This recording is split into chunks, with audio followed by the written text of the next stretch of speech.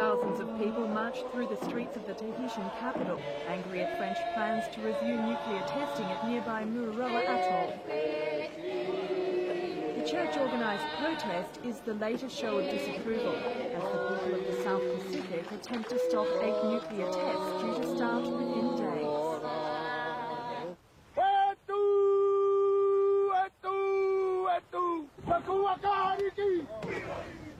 Cook Islands warriors will also add their voice to the protest.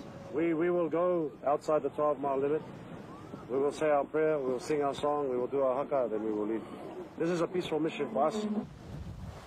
As the warriors left the shores of Tahiti in a traditional canoe for the final leg of their journey to the test site, security was stepped up for the arrival of French Overseas Territories Minister Jean-Jacques Puetti, the first French minister to visit Tahiti since the decision to resume testing was announced.